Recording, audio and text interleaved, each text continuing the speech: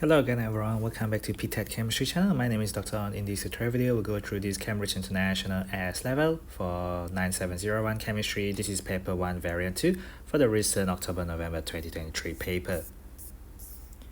In this first question, we are just looking at atomic structure. So this is counting protons, neutrons, and electrons. So if I label these protons, so this number at the bottom, that is what you call the atomic number, which is known as the proton number. So this number of proton is 8. This is also 8. I think all of them is 8 protons there. In terms of the electrons, we need to look at the charges. If we see there is a -1 charge, if you have an atom, the number of electrons is the same as the number of protons. So this one is 8 plus 1, which is 9. This is 8 plus 2, which is 10. This is 8 plus 1, which is 9. 8 plus 2, which is 10 electrons. So that is your electron counting there. In terms of the neutrons, we were told that we want 8 protons and 10 electrons. So automatically this will make these option A and C wrong. So I just really need to check for the number of neutrons for the other two options there. So the number of neutrons for option B is going to be the mass number, which is 16 minus the proton number. So 16 minus 8 is just 8 neutron there. And 17 minus 8 is just going to give you 9 neutrons. So really what you want is 9 neutrons, so that's option D there. Second question here, second ionization energy. We are specifically told that this is second ionization energy is greater than second ionization energy of fluorine. So if we look at the first IE, we know the equation is going from 1 mole of the gaseous atom, and this goes to X plus gas having lost 1 mole of electrons. If we look at second ionization energy, we will have started from 1 mole of the gaseous ion with the +1 charge to become 1 mole of the gaseous ion with the +2 charge, having lost another mole of electrons. So if you think about second ionization energy, we need to consider the electronic configuration of what we have. So if we think about O plus, there's going to be 2, instead of 6, there will be 2,5 because oxygen is 2,6. I'm thinking about the simple electronic configuration from IGCSE and O-level chemistry, but this is going to be 1s2, 2s2, 2p3, and it behaves just like group 15. So this is versus F plus. So fluorine is next to oxygen, so this is going to become like oxygen atom. So there's 1s2, 2s2, 2p4. So we can imagine this as group 15 versus group 14, group 15 versus group 16 kind of example, but this is for O plus and this is for F plus. And F plus is going to be p4. So really we're looking at these paired electrons repelling more than unpaired electrons. So we said this one is greater repulsion between the paired electrons compared to these unpaired electrons, which do repel, but they repel a bit lesser. So we are removing a spin paired electron there. So we are removing unfavorable repulsion, and that is why you have a slight drop for the atom from group 15 to group 16, but for the singly positively charged ion, this one behaved like a group 15 p3, like a group 16 p4. So C must be the best answer of all. So you're removing from there, and this is a confusing question simply because it's to do with the second ionization energy rather than the first there. So it's got nothing to do with covalent bond, and atomic radius of oxygen atom is not smaller, it's actually bigger, and the reason being the number of protons increase across a period, and then you have similar kind of shielding effect, so atomic radii actually going to decrease across a period. So that is a bit of a nonsense there. And option D, this has got nothing to do with the total number of electrons, because this is really to do with P3 versus P4 electronic configuration. So D cannot be the answer we're looking for there. In this question number 3, we have zinc reacting with corn nitric acid, and what we get is this zinc nitrate, where we've got zinc 2 plus as well as NO 3 minus. So that means we need 2 of these NO 3 minus in order to balance out the charges, counter the charges, and give us the formula of ionic compound there. We also have water, And we also have an oxide of nitrogen. So oxide of nitrogen means it contains nitrogen and also oxygen only. We're going to think about the information given. 3 mole of zinc reacting with 8 moles of nitric acid. So if you think about 3:8 mole ratio, then this will give us 3 mole of zinc nitrate. So that's the first thing. And then the second thing will be the nitrate. As you could see, there are 8 hydrogen. There is no other places with hydrogen. So that would mean that this must be 4H2O. In terms of the total number of atoms then, if we have here 6 oxygen times 3, that is 18 oxygen. And then we got 4 oxygen, whereas on the left hand side we have got 8 times 3, which is 24 oxygen. So this oxide of nitrogen would have 24 minus 18 plus 4 in that bracket there. So that means you got 2 oxygen in this oxide of nitrogen. In terms of the nitrogen content, if I look at the nitrogen, there is 8 times nitrogen from 8 times 1, and then 2 times 1 times 3, so there's 6 nitrogen there. So that means 8 going to 6, so 8 minus 6, so there is only 2 nitrogen. So we're looking at N is to O, is to 2 is to 2, or 1 is to 1. So this means we must have NO in the sense that we have 2 times NO in our balance equation instead of N2O2 there. Question 4, we have this sample of copper to carbonate, another calculation question. Cu2 plus CO3 2 minus as stated in the O level and IGCSE list of ions that you're supposed to test for in a practical or your qualitative analysis. HCl, hydrochloric acid, copper to chloride, so Cu2 plus and Cl minus, so CuCl2, as well as CO2 and H2O. We balance the equation with 2 HCl there. So this question is really more about limiting an access. So if I work out the MR of CuCl3 from your periodic table, that is 63.5 plus 12.0 plus 16.0 times 3. And I get 123.5. So I could see that the mole ratio there, the mole of CuCl3, so this is equal to 3.7 over 123.5. What is that? Ooh, this give me not a nice number at all. So 300 to 36 fig. And then I have the mole of HCl.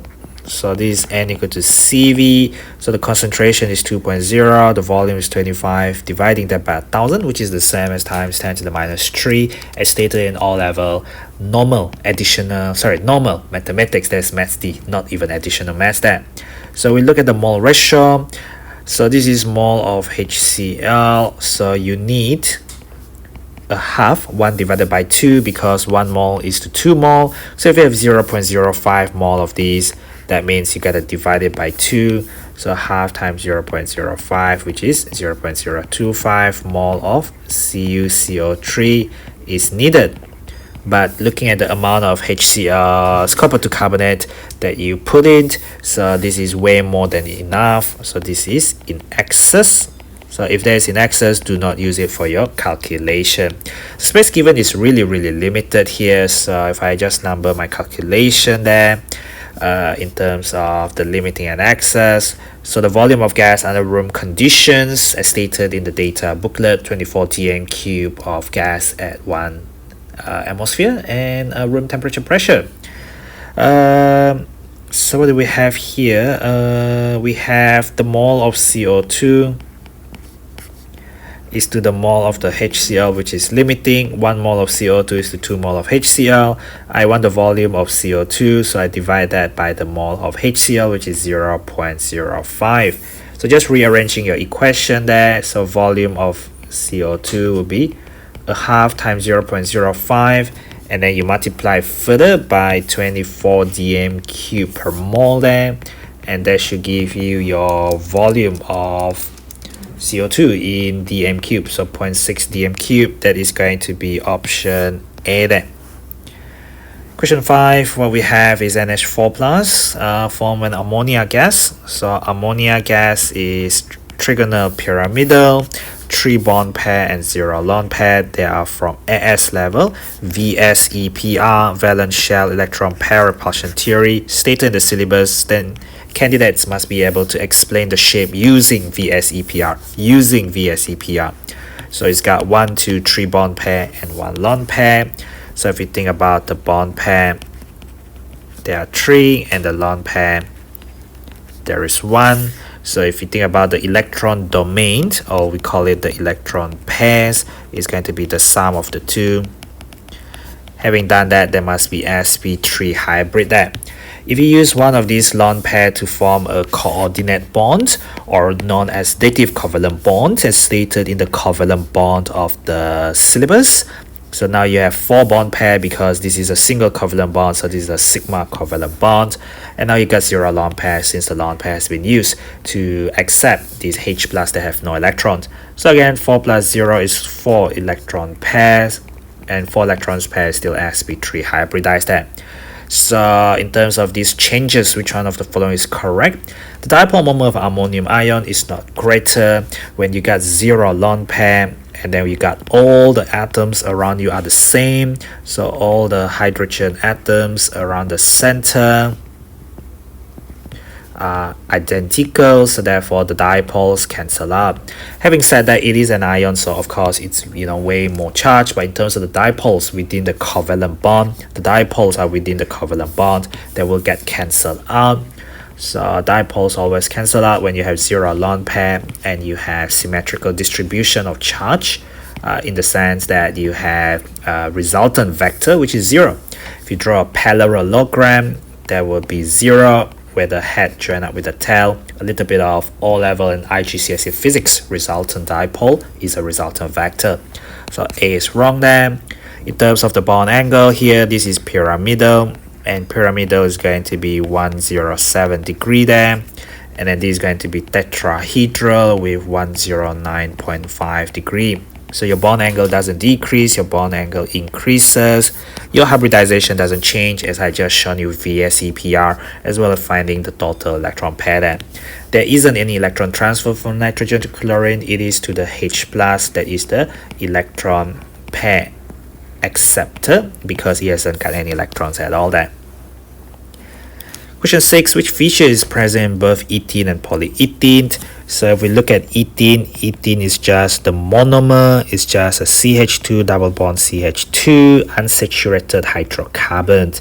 Of course, then when you form polyethene, you lose the double bond, but then you've got open-ended both end. This is now an addition polymer from your O-level as well as IGCSE level chemistry.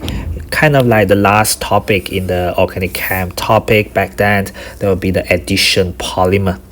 Now in terms of bond angles, we know that this will be 120 degree. That is your classic trigonal planar with 3 bond pair and 0 lone pair, whereas here this one is going to be 109.5 degree with your classic 4 bond pair and 0 lone pair, sp3 hybridized center around each carbon in the addition polymer.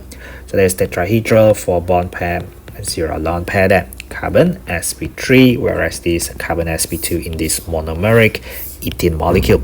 So bond angles of 109.5 is true for polyethene, carbon sp3 not true there, which is carbon sp2 120 degree there. So A is definitely wrong. Pi covalent bond, you do definitely have your carbon-carbon double bond, so no more carbon-carbon double bond there, so not true and true there. So again, B is wrong because you want true to be for both. Sigma covalent bond, definitely you do have sigma covalent bond, because here you already have 1 sigma and 1 pi, and here you just have 1 sigma. In fact, the rest of the CH, they are all sigma as well, so definitely both contain sigma covalent bond there. sp3, not in this monomeric ethene, none in the CH2 double bond CH2. There is carbon sp3 109.5 tetrahedral carbon in the polymeric polyethene there. Question 7, we have 2 compounds of boron. So these are reducing agent, very famous reducing agent used in the AS level organic chem as well as the A2 organic chem. So we have the BH4 minus which we can draw as 4 bond pair and 0 lone pair. Boron 1s2, 2s2, 2p1 straight from the periodic table. Period 2, 3 electrons in the outer shell. There is a negative charge. So three bond pair originally, but then you receive a coordinate bond from a H minus bearing the 2 electrons, donating to the empty orbitals of boron, and therefore now you got 4 bond pair and 0 lone pair. This is your classic 4 bond pair repelling equally as stated in the AS level syllabus, tetrahedral 109.5 degree there. So what you get then is tetrahedral and not square planar, so A and B are out. Boron trifluoride, so there's 3 times fluorine, so fluorine will form a single covalent bond with the boron with only 3 electrons in the outer shell, share 1, share 2, and share 3.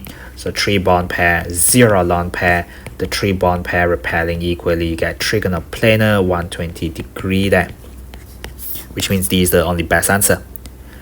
Question 8, what we have here is propane 1-ol. If I draw the skeletal formula 1, 2, and 3 stated in the introductory organic chem topic, where you must be able to draw the skeletal formula. So in terms of complete combustion, you're going to get carbon dioxide as well as H2O. In terms of balancing the atom, you must have 3 carbon because you burned 3 carbon alcohol, and the hydrogen 3, 4, 5, 6, 7, and 8 hydrogen atoms. So 8 hydrogen atoms would mean 4 H2O, and altogether now you got 6 oxygen atom and you got 4 oxygen atom. When you add them up together, you're looking for 10 oxygen atom. You cannot put 5, that is wrong because there is 1 oxygen here. So make sure you know how to count and balancing a equation. So that must be 9/2 because you know about 9/2 times 2 give you 9 oxygen atoms, plus the 1 more give you 10 oxygen atom. So having done that, we know that the oxygen is usually in excess because of the definition of burning the organic stuff completely. In excess oxygen as stated in the combustion enthalpy definition in the energetics part of the syllabus. So in terms of working out the volume, and we are looking at room conditions, so we are looking at molar volume of gas, which is 24 dm³ per mole. Having done that, at the start, if I have 0.100 mole, so therefore this will be 9/2 times 0.100 because this is 1 mole giving you 9/2, so 0.100 will be 9/2 times 9/2, which is 4.5 times 0.1, so this gives you 0.45 mole. This is 0.45 mole of O2, and if there is 0.45 mole of O2, and what do I see here? Why do I say this? It only reacted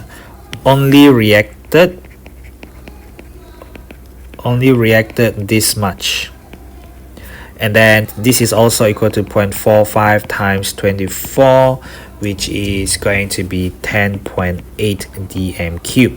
So you started with 12.0 dm³ of oxygen, and then you only use up this much oxygen, so really you have left 12.0 minus 10.8. You still have 1.2 dm³ O2, which is unused. But then they want total volume of gas, so this is combustion analysis. So of course, when we see the the propane 1-ol is to the CO2, 1 is to 3, so 0.100 mole is therefore giving you 3 times 0.100, so that's 0.300 mole of CO2, which is equivalent to 0.300 times 24 dm³ for 1 mole.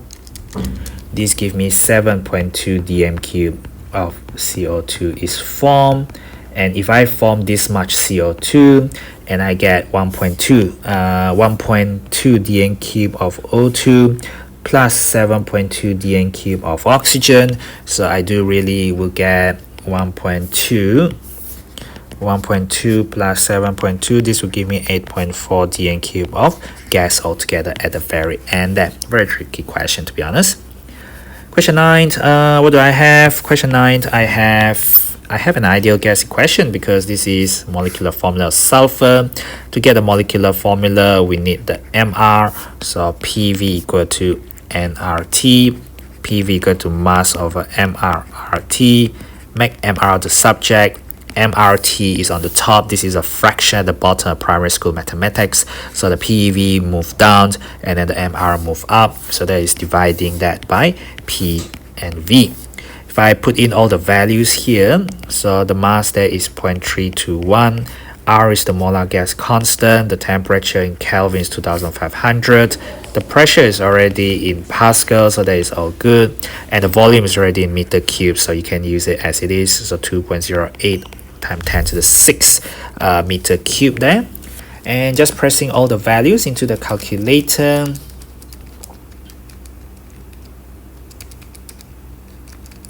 I get 32.1. So 32.1 happened to be the Mr of just one sulfur.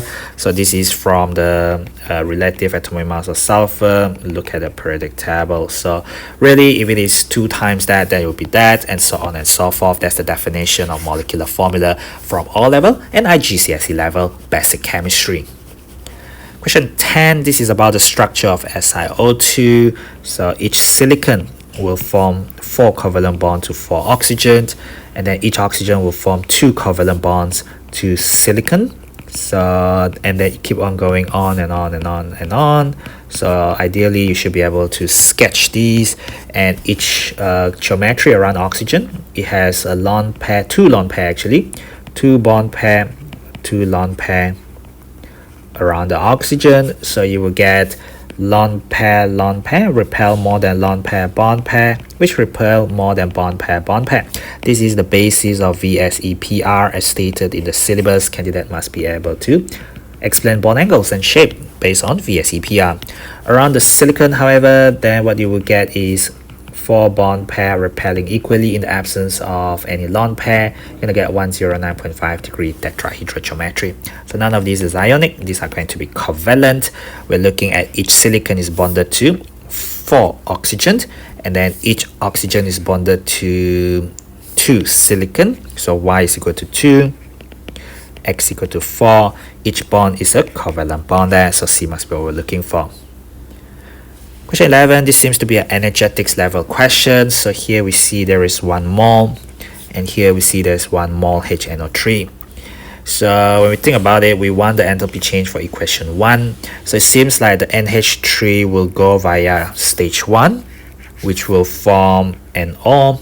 If I have 1 mole of NO, then I need 1 mole of NO.